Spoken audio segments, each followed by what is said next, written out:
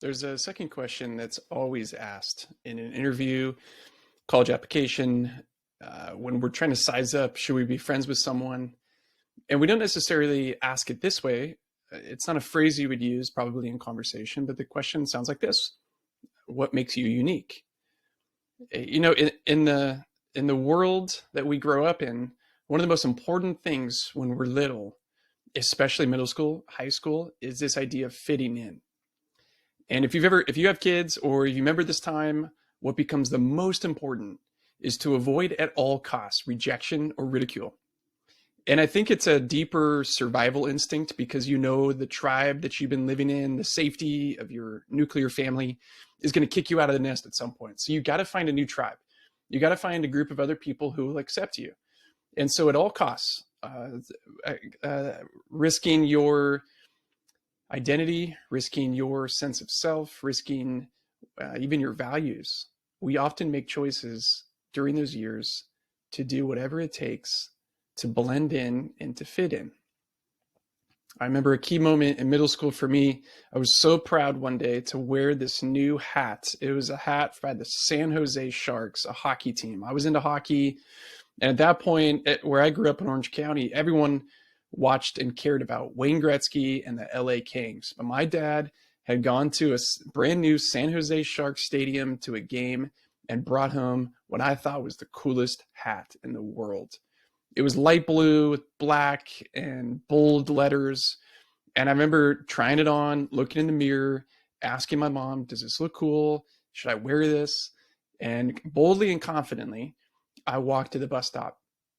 I think I was in 7th grade. And I'm on the bus, and a couple of my friends said, cool hat, cool hat. But then there was this one kid, the kid that you always tried to stay away from. You know that kid. And as we're getting off the bus, he's right behind me, this giant of an 8th grader.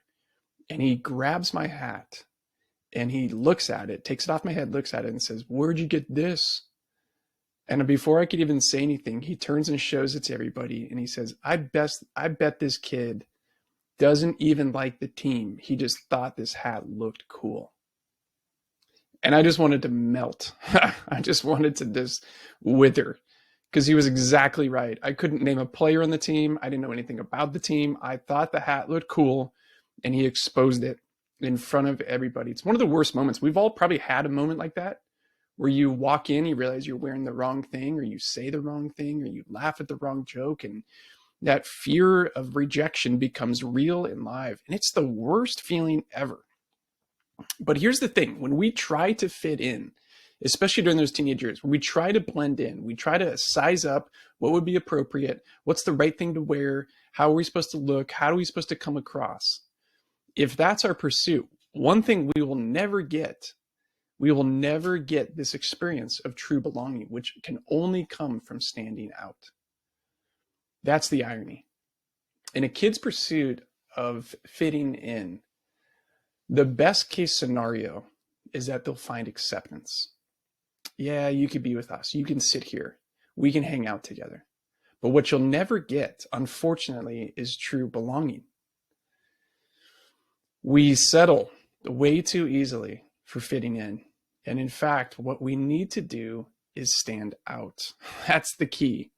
And the key part behind this, to answer this big question, what makes you unique, is this idea that you would own what makes you unique, that you would intentionally stand out. And it's not just to find belonging. There's a few reasons why it's important to stand out. Belonging to others is key to feeling safe and cared for. When all we're doing is getting acceptance, we know deep down we're not really, truly accepted for who we are. We're accepted for the ways in which we're able to fit in and keep the group norms and keep the group together and keep the group looking good. But if we step out of that, we won't be safe anymore. We won't be truly cared for. And that can only come by owning your uniqueness. It's through others that we experience and express love. It's not until we stand out and experience the acceptance, true acceptance that comes from someone looking at us and our differences and what makes us different and says, I choose you anyways. That's the foundation for love. And that's what we all want. Standing out actually strengthens our relationships. Of course, we want to find things in common with folks, but it's in standing out that strengthens our bonds. Oh, you're different than me. You consider time different. You have different interests in music and art and film. You care about different sports. You have different hobbies. You have different foods you like to eat. That all shapes and builds and strengthens a friendship. When you're able to own your uniqueness, that is when you can start making better decisions for your life. You can start organizing where your life should go in terms of work. You'll experience more joy. And most importantly, you'll live the life that you are supposed to live. And that's the key. That's critical to all of this. So here's what you need to know. Fitting is cool, but standing out is way, way better. And the fact is this: there is no one else like you in the world. Never has been, never will be. No one will ever know what it's like to be you, think like you, see like you, act like you, or dream like you. There's no one who will ever express themselves like you or make a mark like you. That's why the world needs you to discover, own, and express the standout you. So how do you do that? What's the process that you can go through to really understand, own, and express what makes you unique? There are actually 9 distinct lenses that we've discovered over many years, ways to look at your life, ways to look at what makes you unique and start expressing your unique self in more productive, effective ways. And we're going to go through each one of those 9. The first one we call the foundational you. And if you watched or listened to last week's episode about backstory, a lot of it is in there. The foundational you is the time and place of your birth. It's the fixed parts of where you come from. It's how the relationship of your parents started. It is your ethnicity and culture. It's the view that your family gave you of the world. This is the foundational stuff that has shaped who you are. And you're the only one who sees things the way you do. And you know that when you maybe reflect and recall memories, if you have some siblings and you start talking about a memory that you both were there, you both went through, but you have different viewpoints, different memories, different experiences and takes on that. You might not understand at first the weight of the impact that the foundational parts of your life have had on you. And that's why you have to do the reflection. It's simple. You actually start remembering and recalling and retelling and thinking about these things. So that's the first one, the foundational you. The second part, this is very unique to who you are. It's the biological you. Now, you aren't a blank slate. You were born into a body with specific genes and DNA, and you come from your parents, and yet you're different. You're different than your parents. I'm taller than my dad. I'm way more athletic than anyone else in my past. I'm kidding, sort of. But your biology shapes your life. And in our culture, unfortunately, we place a lot of importance on the external experience, the external looks of us. And you have had a certain number of experiences and reactions over life that have shaped how you see yourself and how you interact with the world based on your biology.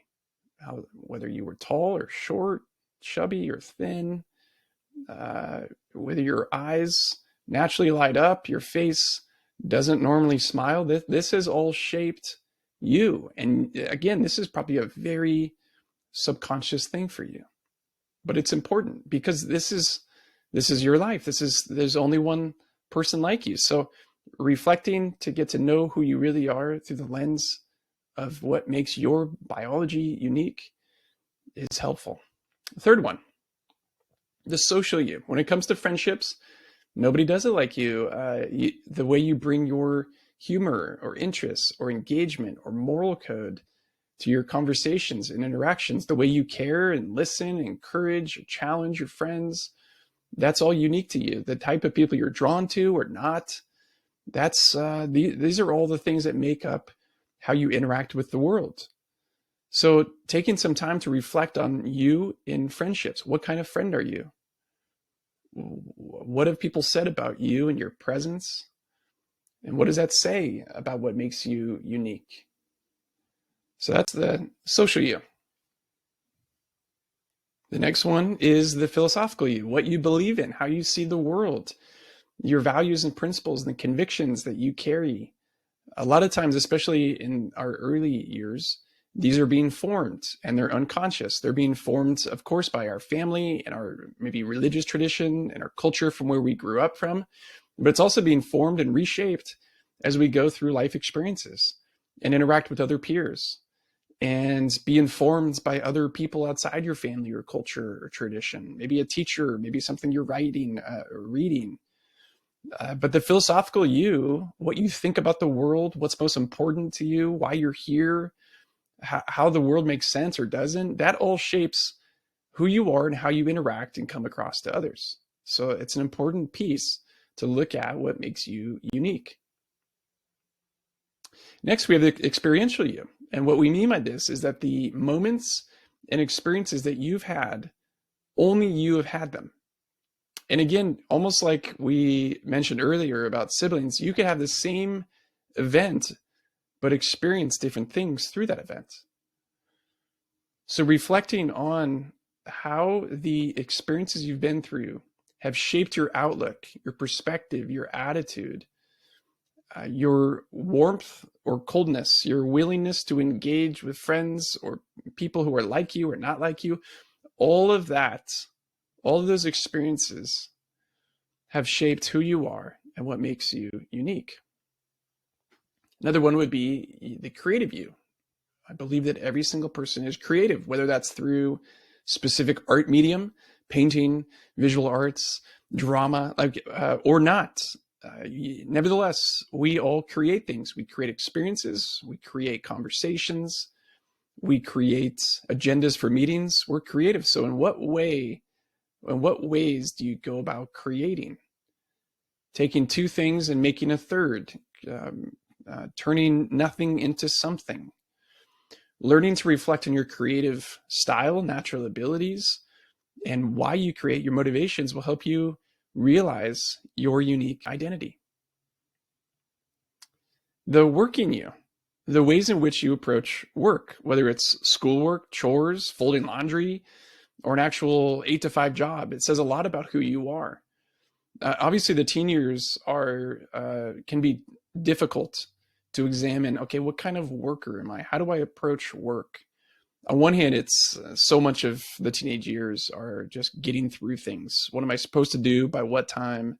And you layer on top of that a group project, and it doesn't really matter necessarily, except you want the grade. So it's a complicated time to really examine the working you, but your first job, volunteer experience, watching how other people work, this can help you realize what makes you unique in your approach to work, which, by the way, if you ever want to have a job and need to interview, being able to talk about your unique approach to work will be a really critical way to set you apart from other candidates.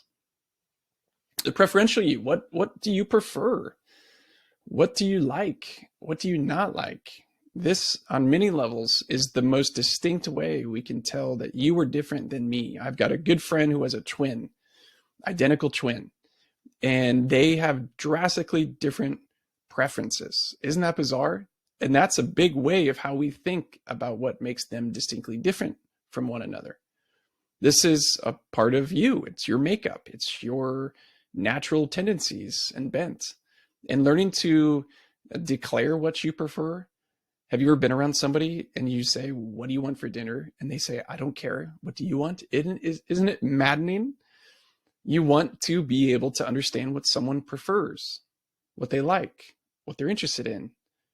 And this is what good friends do. We yield and bend and surrender our preferences to one another. But it has to go both ways. Finally, the quirky you. What makes you really quirky, unique? Is it you like ranch on your nuggets? Is it gravy on your fries? Do you have to do certain rituals before going to bed or going to school or work in the morning? These are all the different parts of us, and learning to embrace and accept what makes you quirky is a key part of all of this. So When we have an opportunity to process our identity and share what makes us unique, the best way to do that is in conversation, discussions with friends, with peers. And when we do that, when we share, this is what makes me different, the experiences I've had, the foundations that have shaped me, this is the ways in which I go about creating things or working, these are my preferences. When we express those things out loud, it requires courage and vulnerability. The vulnerability that someone might not like it or accept it. They might scoff, roll their eyes, laugh.